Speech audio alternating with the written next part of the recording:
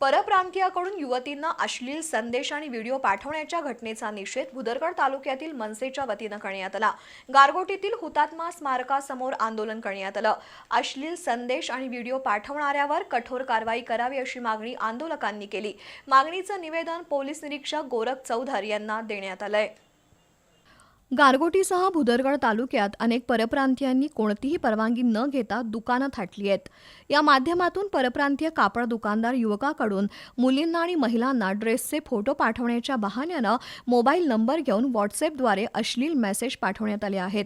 त्याची माहिती मनसेचे डॉक्टर युवराज एडुरे यांना मिळाली। त्यांनी तात्काळ त्या कापड दुकानात धाव घेऊन चौकशी केली असता संबंधित व्यक्तीनं पलायन केलं।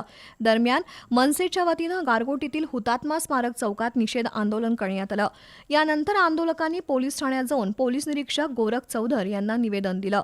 गारगोटी भुदरगड तालुक्यातील सर्व परप्रांतीय दुकानं आणि कामगारांची नोंदणी पुढील 15 दिवसात पोलीस ठाणे आणि ग्रामपंचायतीकडे करावी, अन्यथा मनसे आक्रमक भूमिका घेईल असा इशारा दिला। भुदरगड पोलीस ठाणे आणि गारगोटी ग्रामपंचायतीला निवेदन देण्यात आलंय।